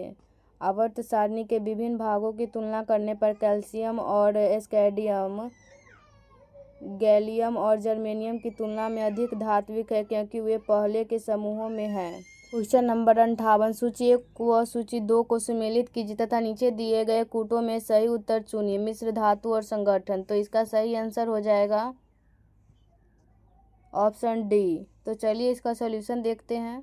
मिश्र धातु संगठन कांसा, तांबा, टीन, पीतल, तांबा, जिंक, जर्मन सिल्वर, तांबा, जिंक, निकेल, मुद्रण धातु, सीसा, एंटीमनी, टीन। क्वेश्चन नंबर 59, निम्नलिखित में से किस तरल पदार्थ का घनत्व सबसे कम है? तो इसका सही आंसर होगा ऑप्शन सी, पेट्रोल। तो चलिए इसका सॉल्यूशन देखते हैं। घनत्व एक माप है कि किसी दिए गए आयतन में कितना द्रव्यमान निहित है। कम घनत्व वाले तरल पदार्थ उच्च घनत्व वाले तरल पदार्थों की तुलना में समान आयतन में हल्के होते हैं। पेट्रोल एक हाइड्रोकार्बन मिश्रण है और यह पानी से कम घना माना जाता है। यही कारण है कि तेल रिसाव पानी पर तैरता है। साफ पानी का घनत्व मानक स्थितियों में लगभग 1 ग्राम प्रति सेंटीमीटर क्यूब होता है। नमकीन जल में घुले हुए लवणों के कारण स्वच्छ जल की तुलना में अधिक सघन होता है। द्रव घनत्व स्वच्छ जल 1 ग्राम प्रति सेंटीमीटर क्यूब, नमकीन जल 1.03 ग्राम प्रति सेंटीमीटर क्यूब, पेट्रोल 0.71 ग्राम प्रति सेंटीमीटर क्यूब, पारा 13.53 ग्राम प्रति सेंटीमीटर क्यूब। क्वेश्चन नंबर 60, विभिन्न तनों एवं जड़ों के रूपांतरण का सही मिलान करें एवं कूट की सहायता से उत्तर का चयन करें। तो इसका सही आंसर हो जाएगा ऑप्शन ए। तो चलिए इसका सॉल्यूशन देखते हैं। प्रकंद हल्दी, अदरक, कुंभी रूपी चुकंदर, अस्कलकंद प्याज, तुर्की रूपी मूली। विभिन्न तनों एवं जड़ों का रूपांतरण, तना उदाहरण, जड़ उदाहरण। कंद आलू, शंकुकार गाजर, प्रकंद हल्दी अदरक, तुर्क रूपी मूली, शल्ककंद प्याज, कुंभी रूपी चुकंदर। क्वेश्चन नंबर 61, किस वर्ग के पौधों में पानी और अन्य पदार्थों के संवहन के लिए संवहन ऊतक पाए जाते हैं? तो इसका सही आंसर होगा ऑप्शन बी, टेरिडोफाइटा। तो चलिए इसका सॉल्यूशन देखते हैं। संवहन ऊतक पौधों में पानी और अन्य पदार्थों के संवहन के लिए पाए जाते हैं। ये संवहनी पौधे में मौजूद होते हैं क्योंकि इसमें विशिष्ट जल संवाहक ऊतक और भोजन संवाहक ऊतक उपस्थित होता है। दिए गए विकल्प में टेरिडोफाइटा संवहनी पौधों के वर्ग में आते हैं जबकि थैलोफाइटा और ब्रायोफाइटा गैर संवहनी पौधे हैं। क्वेश्चन नंबर 62, जीन का क्रियात्मक इकाई क्या है? तो इसका सही आंसर होगा ऑप्शन ए, सिस्ट्रॉन। तो चलिए इसका सॉल्यूशन देखते हैं। जीन की क्रियात्मक इकाई को सिस्ट्रॉन कहते हैं। सिस्ट्रॉन डीएनए का वह खंड है जो एक विशिष्ट पॉलीपेप्टाइड के संश्लेषण के लिए कोड करता है। जीन की क्रियात्मक इकाई सिस्ट्रॉन, उत्परिवर्तन की इकाई म्यूटान, पुनः संयोजन की इकाई रेकॉन, गुणसूत्रों में पाए जाने वाले आनुवंशिक पदार्थ जीनोम, गुर्दे की क्रियात्मक इकाई नेफ्रॉन। क्वेश्चन नंबर 63, यूजेनिक्स किसके अध्ययन से संबंधित है? तो इसका सही आंसर होगा ऑप्शन सी, आनुवांशिक घटकों में फेरबदल के कारण मनुष्य में हुए परिवर्तन। तो चलिए इसका सॉल्यूशन देखते हैं। यूजेनिक्स आनुवांशिक आधार पर भावी मानव पीढ़ी को सुधारने का प्रयास करने वाली विधि है। यह वांछित वंशानुगत विशेषताओं का चयन कर भविष्य की पीढ़ियों को आमतौर पर मनुष्य के संदर्भ में बेहतर बनाने से संबंधित है। क्वेश्चन नंबर 64, प्रयोगशाला में प्रयोग होने वाला लिटमस पेपर किस लाइकेन से प्राप्त किया जाता है? तो इसका सही आंसर होगा ऑप्शन ए, रोसेला। तो चलिए इसका सॉल्यूशन देखते हैं। लिटमस पेपर जो प्रयोगशाला में एक पीएच संकेतक के रूप में उपयोग किया जाता है, रोसेला मोंटगनेई। लिटमस पेपर जो प्रयोगशाला में एक पीएच संकेतक के रूप में उपयोग किया जाता है, रोसेला मोंटेगनेई नामक लाइकेन प्रजाति से प्राप्त डाई से बनाया जाता है। पीएच संवेदनशील डाई बनाने के लिए लाइकेन को अमोनिया, पोटाश और चूने से उपचारित किया जाता है। नीला लिटमस पेपर अम्लीय परिस्थितियों में लाल हो जाता है और लाल लिटमस पेपर क्षारीय या क्षारीय परिस्थितियों में नीला हो जाता है। लाइकेन का दूसरा नाम सैक है। यह एक मिश्रित जीव है जो कवक और शैवाल के बीच सहजीवी संबंध से बनता है। क्वेश्चन नंबर 65, निम्नलिखित में कौन डाइस्केराइड का उदाहरण नहीं है? तो इसका सही आंसर हो जाएगा ऑप्शन डी। तो चलिए इसका सॉल्यूशन देखते हैं। ग्लैक्टोज डाइसैकेराइड का उदाहरण नहीं है बल्कि ग्लैक्टोज मोनोसैकेराइड का उदाहरण है। मोनोसैकेराइड ग्लूकोज एवं galactose disaccharide, maltose, sucrose, lactose, polysaccharide, starch एवं ग्लाइकोजोन। क्वेश्चन नंबर 66, किसके चारों ओर कोशिका कला को सर्कोलेमा कहते हैं? तो इसका सही आंसर हो जाएगा ऑप्शन डी, पेशी तंतु। तो चलिए इसका सॉल्यूशन देखते हैं। सार्कोलेमा पेशी तंतु की कोशिका कला का विशिष्ट नाम है। यह पेशी तंतु को चारों ओर से घेरे रहती है और इसमें कोशिका द्रव्य, जिसके सार्कोप्लाज्म कहते हैं, उपस्थित रहता है। क्वेश्चन नंबर 67, एटलस पर्वत का विस्तार निम्न में से किस देश में नहीं है? तो इसका सही आंसर होगा ऑप्शन डी, लीबिया। तो चलिए इसका सॉल्यूशन देखते हैं। एटलस पर्वत अफ्रीका महाद्वीप की नवीन वलित पर्वत है जो मोरक्को, अल्जीरिया और ट्यूनीशिया में विस्तृत है। एटलस पर्वत की सबसे ऊंची चोटी टवकल है जो ग्रेट एटलस पर्वत श्रेणी का भाग है। अफ्रीका महाद्वीप की सर्वोच्च चोटी माउंट किलिमंजारो है जो तंजानिया में अवस्थित है। इसकी ऊंचाई 5895 मीटर है। अफ्रीका महाद्वीप के उत्तर में भूमध्य सागरीय तट को बारबरी कोस्ट कहते हैं और इस पर स्थित देशों को बारबरी स्टेट्स कहा जाता है। बारबरी स्टेट्स के अंतर्गत मोरक्को, ट्यूनीशिया, अल्जीरिया और लीबिया आता है। क्वेश्चन नंबर 68, निम्नलिखित में से कौन सा झील बॉल्सन का अच्छा उदाहरण है? तो इसका सही आंसर होगा ऑप्शन सी, सांभर। तो चलिए इसका सॉल्यूशन देखते हैं। बॉल्सन एक विशेष प्रकार की रेगिस्तानी घाटी होती है जो चारों तरफ से पहाड़ियों से घिरी होती है। सांभर झील भारत की सबसे बड़ी अंतःस्थलीय खारे पानी की झील है। चौरस तथा प्रवाहित द्रोणी वाली छोटी झीलों को प्यालाया कहते हैं। डिडवाना, कुचामन, सारगोल आदि प्लाया के उदाहरण हैं।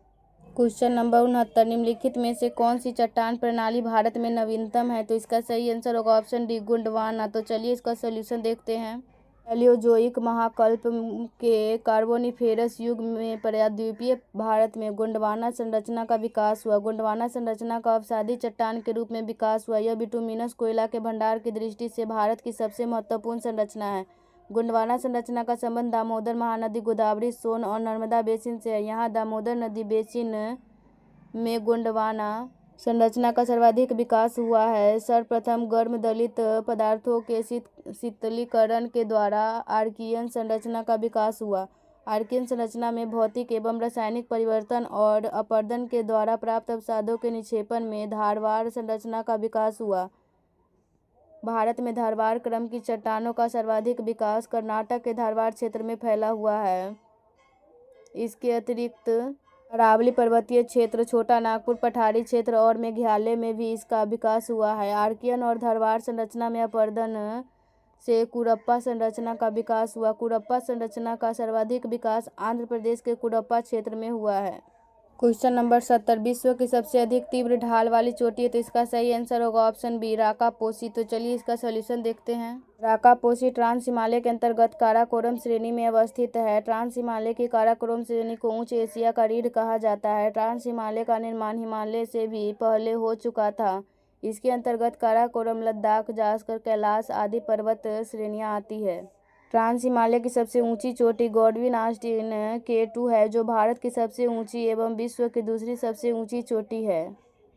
क्वेश्चन नंबर 71, किस द्वीप का प्रयोग भारत अपने प्रक्षेपास्त्र कार्यक्रम के परीक्षण केंद्र के रूप में करता है? तो इसका सही आंसर होगा ऑप्शन ए, व्हीलर द्वीप। तो चलिए इसका सॉल्यूशन देखते हैं।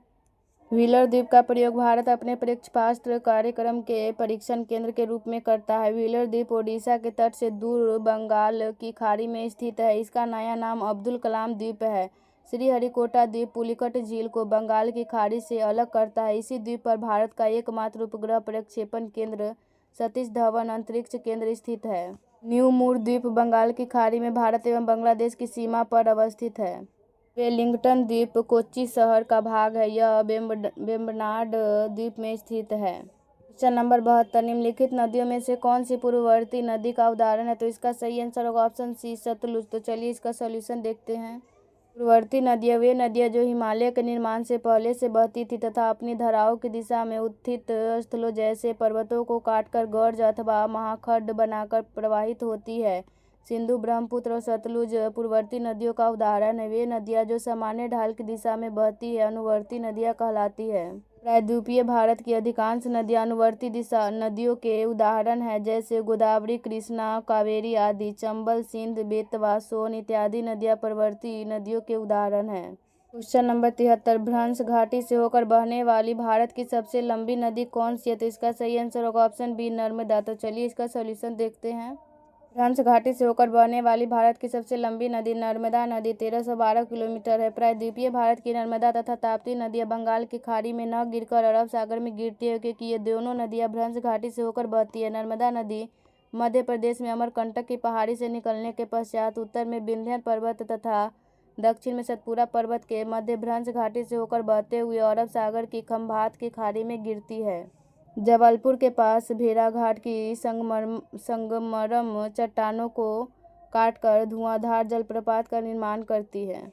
क्वेश्चन नंबर 74, वर्ष 2011 के जनगणना के अनुसार निम्नलिखित में से किस राज्य की साक्षरता दर सबसे कम है? तो इसका सही आंसर होगा ऑप्शन ए अरुणाचल प्रदेश। तो चलिए इसका सोल्यूशन देखते हैं। वर्ष 2011 के जनगणना के अनुसार उपर्युक्त राज्यों में से अरुणाचल प्रदेश 65.4% की साक्षरता दर सबसे कम है। न्यूनतम साक्षरता प्रतिशत वाले राज्य बिहार 61.8%, अरुणाचल प्रदेश 65.4%, राजस्थान 66.2%, झारखंड 66.4%, आंध्र प्रदेश 67%। सर्वाधिक साक्षरता प्रतिशत वाले राज्य केरल 94%, मिजोरम 91.3%, गोवा 88.7%, त्रिपुरा 87.2%, हिमाचल प्रदेश 82.8%।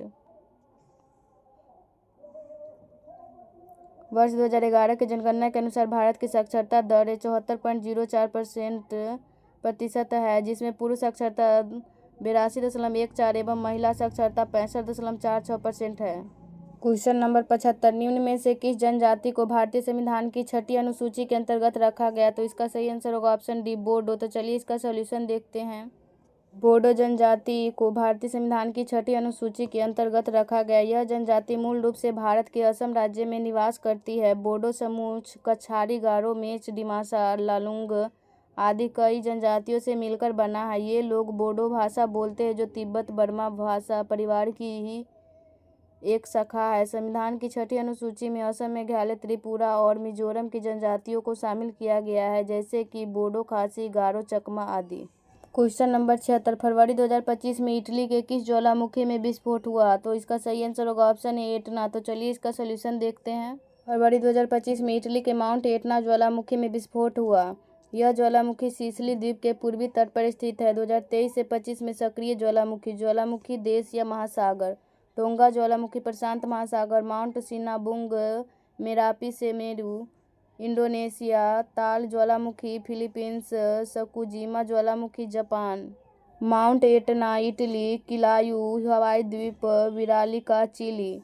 वर्तमान में विश्व का सर्वाधिक सक्रिय ज्वालामुखी किलायू है, जो हवाई द्वीप में स्थित है। मिस्ली द्वीप के उत्तर में स्थित लिपारी द्वीप का स्ट्राम्बोली को भूमध्य सागर का प्रकाश स्तंभ कहते हैं।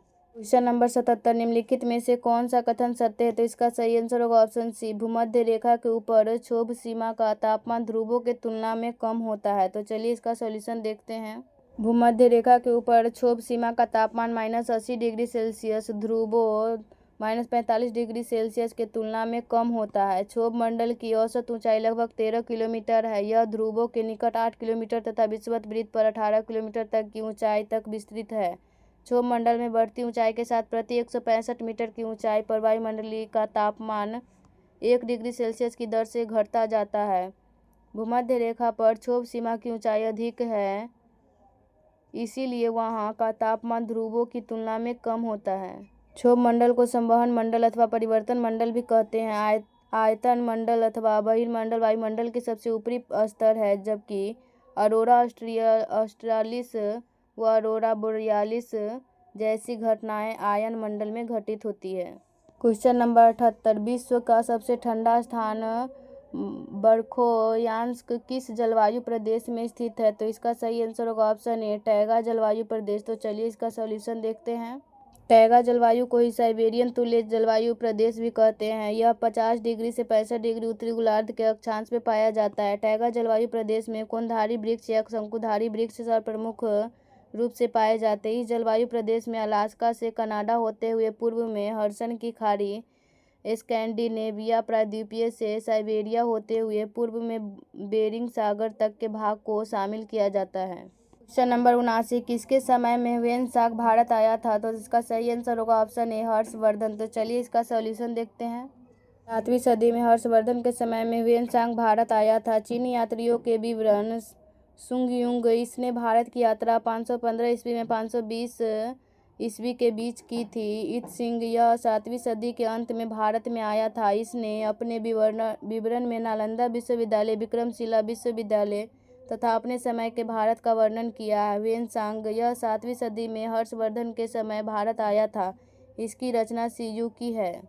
फाहियान यह 5वीं सदी के प्रारंभ में चंद्रगुप्त द्वितीय के शासनकाल में भारत आया था। इसने भारतीय समाज, यहाँ की संस्कृति एवं आर्थिक स्थिति पर प्रकाश डाला है। क्वेश्चन नंबर 80, संगीत सम्राट तानसेन किस संत के शिष्य थे? तो इसका सही आंसर होगा ऑप्शन सी, हजरत मोहम्मद गौस। तो चलिए इसका सॉल्यूशन देखते हैं। इस सिलसिले के सबसे प्रसिद्ध संत ग्वालियर निवासी हजरत मोहम्मद गौस थे। इन्होंने संगीत के विकास में महत्वपूर्ण योगदान दिया। संगीत सम्राट तानसेन इन्हीं के शिष्य थे। सत्तारी सिलसिले का प्रभाव जौनपुर, बंगाल और दक्कन के क्षेत्रों में था। सत्तारी संत हिंदू और मुसलमान धर्म के समन्वय का समर्थन करते थे। क्वेश्चन नंबर 81, 1915 में ब्रिटिश सरकार ने गांधी जी की कैसरे हिंद की उपाधि किस युद्ध के दौरान मदद के लिए प्रदान की थी? तो इसका सही आंसर हो जाएगा ऑप्शन बी, बोअर युद्ध। तो चलिए इसका सॉल्यूशन देखते हैं। बोअर युद्ध 1899 से 1902 के दौरान गांधी जी द्वारा किए गए कार्यों के लिए ब्रिटिश सरकार ने 1915 में उन्हें कैसरे हिंद की उपाधि प्रदान की। महात्मा गांधी ने कैसरे हिंद की उपाधि असहयोग आंदोलन के दौरान जालियांवाला बाग त्रासदी के विरोध छोड़ दी थी। कैसरे हिंद का शाब्दिक अर्थ भारत का सम्राट है। महात्मा गांधी को राष्ट्रपिता की उपाधि 6 जुलाई 1944 को सुभाष चंद्र बोस द्वारा की गई थी। गांधी जी को महात्मा की उपाधि बंगाली कवि, लेखक और दार्शनिक रविन्द्रनाथ टैगोर ने दी थी। टैगोर जी ने पहली बार गांधी जी के लिए महात्मा शीर्षक का उपयोग 1915 में गांधी जी को लिखे एक पत्र में किया था। क्वेश्चन नंबर 82, कथन ए बेवेल योजना के अनुसार कार्यकारी परिषद में हिंदू और मुस्लिम की संख्या समान रखने की बात थी। कारण आर, बेवेल का विचार था कि ऐसी व्यवस्था में भारत का बंटवारा बच जाता। तो इसका सही आंसर होगा ऑप्शन सी, ए सही है किंतु आर गलत है। तो चलिए इसका सॉल्यूशन देखते हैं। वेवेल योजना शिमला सम्मेलन जून 1945। वेवेल योजना के मुख्य प्रावधान निम्नानुसार थे। अपवाद स्वरूप गवर्नर जनरल एवं कमांडर इन चीफ को छोड़कर गवर्नर जनरल की कार्यकारिणी के सभी सदस्य भारतीय होंगे। परिषद में हिंदू एवं मुसलमानों की संख्या बराबर रखी जाएगी। पुनर्गठित परिषद 1935 के अधिनियम के ढांचे के तहत अंतरिम सरकार के रूप में कार्य करेगी। यद्यपि गवर्नर जनरल का वीटो समाप्त नहीं किया जाएगा, परंतु इसका प्रयोग करना आवश्यक नहीं होगा। आदि मुस्लिम लीग की यह चाहती थी कि लीग को ही समस्त मुसलमानों का प्रतिनिधि माना जाए और वायसराय की सूची में मुस्लिम लीग से बाहर का कोई मुसलमान नहीं होना चाहिए। कांग्रेस ने यह कहकर वेवेल योजना का विरोध किया कि यह योजना कांग्रेस की छवि विशुद्ध स्वर्ण हिंदू दल की बना देगी। कांग्रेस ने यह मांग रखी कि उसे यह अधिकार दिया जाए कि वह अपने सदस्यों के मनोनयन में सभी संप्रदायों के सदस्यों को मनोनीत कर सके। क्वेश्चन नंबर 83, वर्ष 1928 में साइमन कमीशन भारत में किस उद्देश्य से आया? तो इसका सही आंसर होगा ऑप्शन ए, प्रशासनिक सुधार पर विचार के लिए। तो चलिए इसका सॉल्यूशन देखते हैं। वर्ष 1928 में साइमन कमीशन भारत में प्रशासनिक सुधार पर विचार के उद्देश्य से आया है। साइमन कमीशन भारत के राज्य सचिव लॉर्ड बर्केनहेड ने 8 नवंबर 1927 को सर जॉन साइमन की अध्यक्षता में एक संवैधानिक आयोग का गठन किया था। इस आयोग में कुल 7 सदस्य थे और वे सभी सदस्य अंग्रेज थे। साइमन कमीशन के सभी 7 सदस्यों का नाम इस प्रकार है: sir John Simon, Clement Attlee, George Lane Fox, Donald Howard, Edward Cadogan, Vernon Hartshorn, Harry Levy Lawson. भारतीयों को साइमन कमीशन से बाहर रखने का निर्णय लॉर्ड इरविन के सुझावों के आधार पर लिया गया था। इसके सभी सदस्य अंग्रेज होने के कारण कांग्रेस ने इसे श्वेत कमीशन कहकर इसका विरोध किया था। कांग्रेस, लिबरल फेडरेशन, मुस्लिम लीग, हिंदू महासभा, किसान मजदूर पार्टी, फिक्की इत्यादि ने भी साइमन कमीशन का बहिष्कार किया था। मद्रास की जस्टिस पार्टी भीमराव अंबेडकर के नेतृत्व में कुछ हरिजन संगठनों ने, ऑल इंडिया अछूत फेडरेशन ने और मोहम्मद शफी के नेतृत्व में मुस्लिम लीग के एक गुट ने साइमन कमीशन के गठन का समर्थन किया था।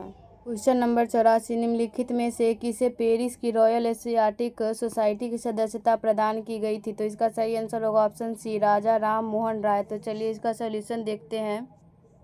पेरिस की रॉयल एशियाटिक सोसाइटी की सदस्यता राजा राम मोहन राय को प्रदान की गई थी। महत्वपूर्ण संस्था या संगठन। संस्था स्थापना संस्थापक Royal Asiatic Society 1784, William Jones, Forward Bloc 1939, Subhash Chandra Bose Scientific Society 1864, sir Syed Ahmad. आत्मसम्मान आंदोलन 1920 Ramaswamy Naicker. All Azad Muslim conference 1929 Allah Bakhsh. Krishak Praja party 1929 Fazlul हक। क्वेश्चन नंबर 85 सर्वप्रथम मोहनजोदड़ो की खोज किसने की थी? तो इसका सही आंसर होगा ऑप्शन डी राखल दास बनर्जी। तो चलिए इसका सॉल्यूशन देखते हैं। स्थल नदियों के नाम उत्खनन करता वर्तमान स्थिति। हड़प्पा रावी दयाराम सनी पाकिस्तान का मोंटागोमरी जिला। मोहनजोदड़ो सिंधु राखल दास बनर्जी सिंध प्रांत का लड़काना जिला। चन्हुद्रो सिंधु अर्नेस्ट मैके सिंध प्रांत। कालीबंगा घग्घर बीबीलाल एवं बीके थापर राजस्थान का हनुमानगढ़ जिला।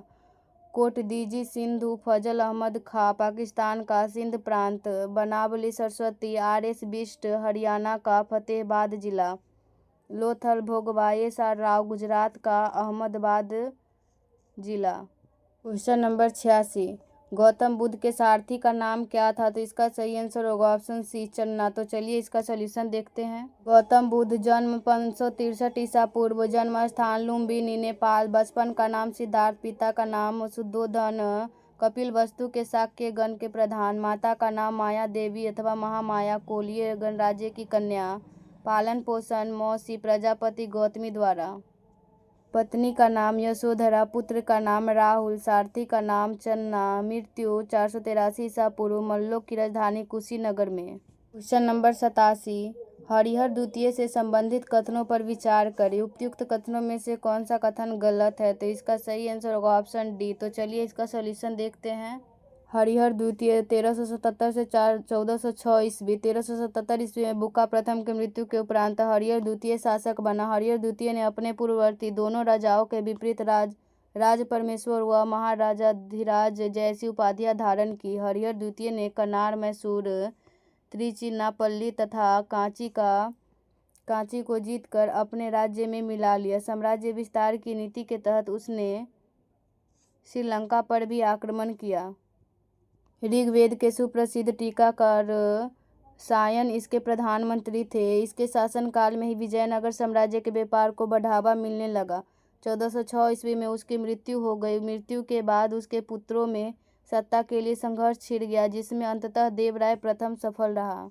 क्वेश्चन नंबर 88 किसके नेतृत्व में बोलन दर्रे से अंग्रेजी सेना भेजी गई और काबुल पर अधिकार कर लिया गया? तो इसका सही आंसर होगा ऑप्शन बी जॉन किन। तो चलिए इसका सॉल्यूशन देखते हैं।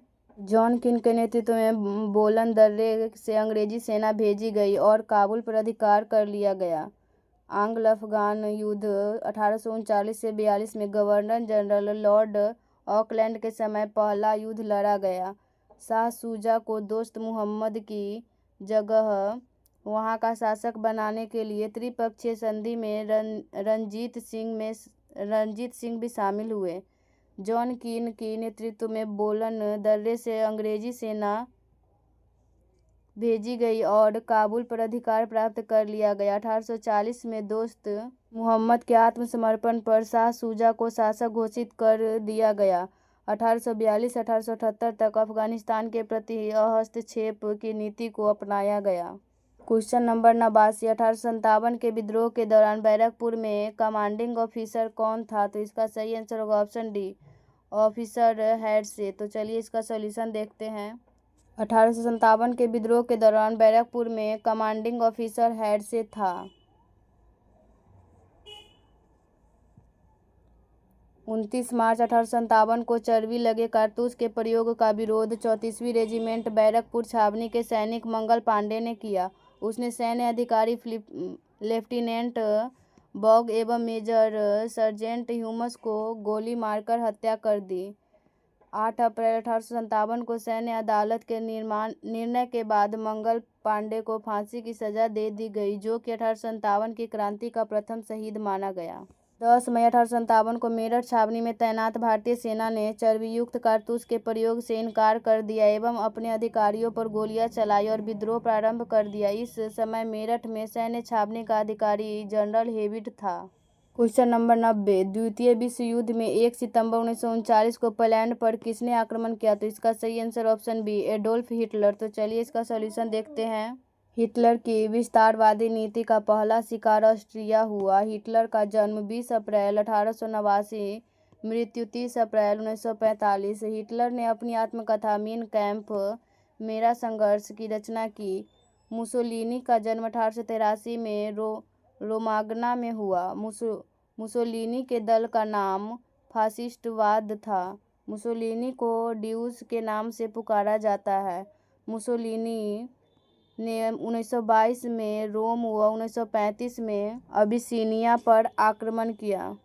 विंस्टन चर्चिल द्वितीय विश्व युद्ध के समय इंग्लैंड का प्रधानमंत्री था। सम्राट नारुहितो जापान के सम्राट है। वे 1 मई 2019 को रीवा युग की शुरुआत करते हुए क्रिस्थेमस सिंहासन में शामिल हुए। नंबर 91, प्रसा के राजा विलियम प्रथम को कहाँ जर्मनी का सम्राट घोषित किया गया? तो इसका सही आंसर होगा ऑप्शन डी, वर्साय। तो चलिए इसका सॉल्यूशन देखते हैं। 1871 में वर्साय एक समारोह के अंतर्गत विलियम प्रथम को जर्मनी का सम्राट घोषित किया गया। जर्मनी का सबसे शक्तिशाली राज्य प्रसा था। बिस्मार्क जर्मनी के एकीकरण प्रसा के नेतृत्व में चाहता था। बिस्मार्क प्रसा के शासक विलियम प्रथम का प्रधानमंत्री था। विलियम प्रथम ने बिस्मार्क को बाजीगर कहा था। बिस्मार्क 1862 में प्रसा का चांसलर बना। क्वेश्चन नंबर 92, यहाँ से मैथ रीजनिंग का क्वेश्चन स्टार्ट हो रहा है। आप लोग बना लीजिएगा, हम आंसर बता दे रहे हैं।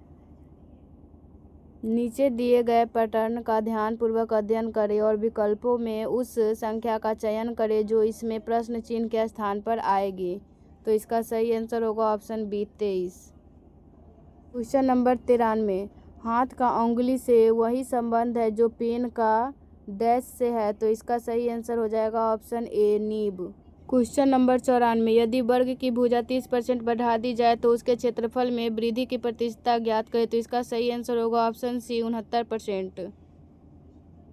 क्वेश्चन नंबर 95, एक महिला प्रत्येक वर्ष के प्रारंभ में 5% चक्रवृद्धि ब्याज दर पर 200 रुपये का निवेश किया। दूसरे वर्ष के अंत में उसकी कुल निवेश राशि हो जाएगी। तो इसका सही आंसर हो जाएगा ऑप्शन बी, 430 रुपया 50 पैसा। क्वेश्चन नंबर 96, 4.5% प्रति वर्ष की दर से 4 वर्ष और 6 महीने में 2400 रुपया प्राप्त होने वाला साधारण ब्याज क्या है? तो इसका सही आंसर हो जाएगा option A, 486। Question number 97, 2 inlet pipe ए और बी एक खाली टैंक क्रमशः 22 और 33 घंटे में भर सकते। उन्हें एक साथ खोला गया, लेकिन टंकी भरने से 3 घंटे पहले ए को बंद कर दिया गया। टंकी को भरने में दोनों पाइपों द्वारा कुल कितने घंटे लगेंगे? तो इसका सही आंसर हो जाएगा ऑप्शन डी, 15।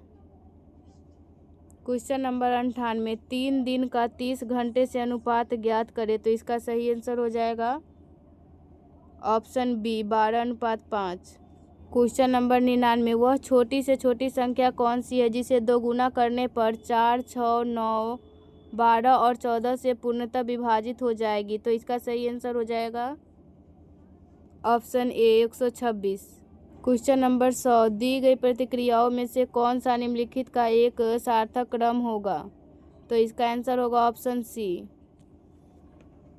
तो गाइज, आप लोग को हमारी वीडियो कैसी लगी? अगर अच्छी लगी तो लाइक करें, अगर इस चैनल पर नए हैं तो सब्सक्राइब करें और इसे ज़्यादा से ज़्यादा शेयर करें। Thank you.